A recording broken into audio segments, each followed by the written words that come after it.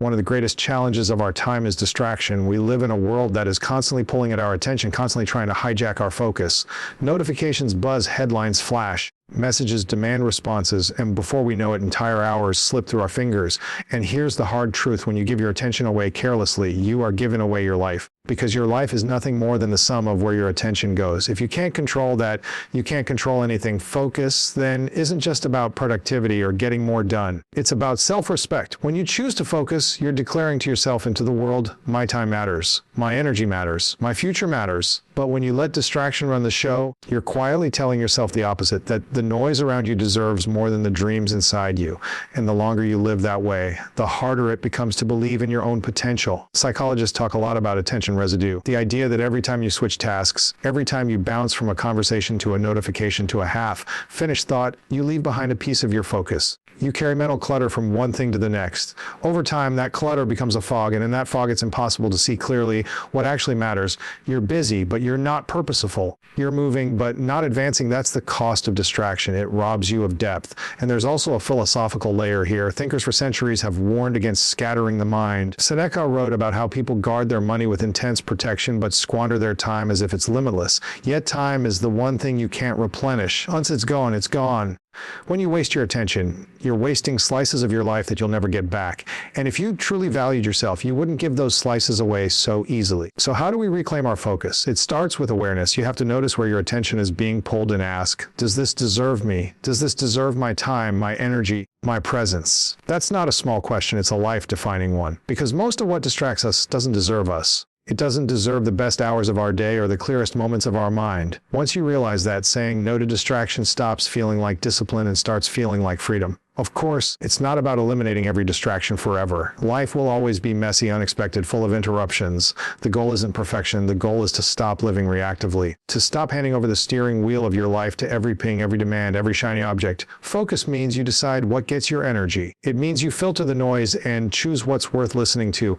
And the moment you start doing that, something powerful happens. You begin to reclaim yourself, because at the end of the day, focus is a form of identity. If you focus only on what's urgent, you become someone who is constantly overwhelmed. If you focus only on what others want, you become someone who lives for their approval. But if you focus on what aligns with your values, your vision, your growth, you become someone who leads their own life instead of being dragged through it. That shift changes everything. And I want you to hear this clearly. Your ability to focus is not about willpower alone. It's about alignment. When you know what matters most, when you've clarified your priorities and your purpose, focus becomes less of a struggle and more of a natural consequence. It becomes the way you protect what's sacred, because distraction loses its power the moment you realize your life is too valuable to be wasted. So the real question isn't whether you can focus, it's whether you're willing to value yourself enough to focus. Are you willing to say no to what doesn't matter so you can say yes to what does?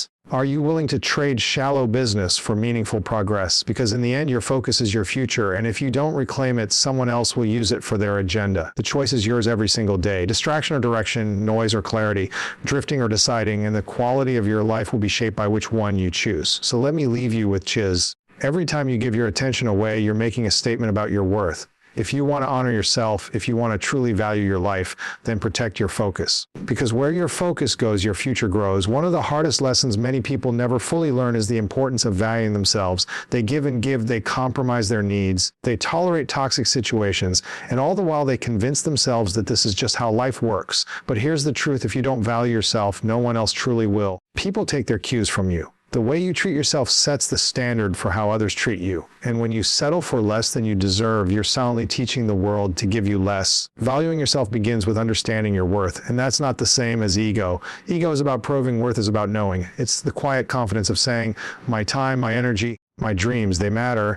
And once you grasp that, you stop trading them away so cheaply. You stop saying yes to things that drain you just to avoid conflict. You stop staying in relationships, jobs, or environments that diminish you just because you fear the unknown. You realize that every time you settle, you're building a life that's smaller than the one you're capable of living. There's a psychological weight to this. When you constantly undervalue yourself, it chips away at your identity. Your brain begins to believe the story that you don't deserve better. And that story becomes a cycle. You expect less, you accept less, and life gives you less. But when you flip that script, when you begin to demand more from yourself and from the world, you start reinforcing a new identity. One that says, I am worthy of respect, I am worthy of opportunities, I am worthy of love. And that belief shifts not just how you see yourself, but how others see you. Philosophically, this goes even deeper. For centuries, Thinkers have debated what it means to live a good life, and nearly all of them come back to the same point: dignity. To live well is to honor yourself, to recognize that your existence has value, that your time is finite, and that your soul isn't here to be wasted on things that don't align with who you really are. When you forget that, you drift into a life of compliance, always bending, always shrinking, always silencing your own voice. But when you remember, you step into a life of integrity, where your choices reflect the respect you've chosen to give yourself. And let's be clear, valuing yourself doesn't mean you isolate or become selfish. It means you set boundaries. It means you hold yourself to higher standards. It means you pursue the environments and relationships that elevate you instead of erode you. Because here's the reality: when you value yourself, you're not only giving yourself a gift, you're giving others a model. You show them what it looks like to live with respect. You inspire them to raise their own standards. And that ripple effect can change families, communities, even cultures. But it all starts small. It starts with the everyday decisions. Do you say yes to projects that align with your vision, or do you bury yourself in busy work that keeps you stuck? Do you spend time with people who lift you up, or with people who drain you? Do you invest in your growth, reading, learning, training, or do you keep putting it off because you don't think you're ready or deserving yet?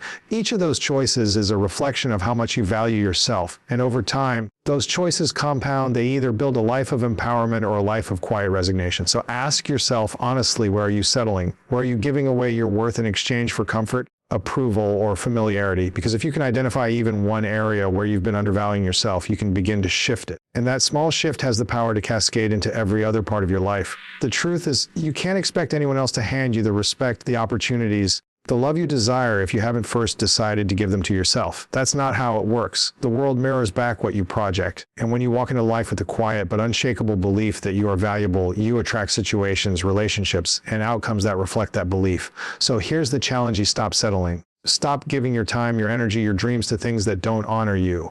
Raise the standard for how you treat yourself, and the world will rise to meet it. Because when you finally choose to value yourself, you unlock a truth that can change everything. The life you're seeking is waiting on the other side of your self-respect.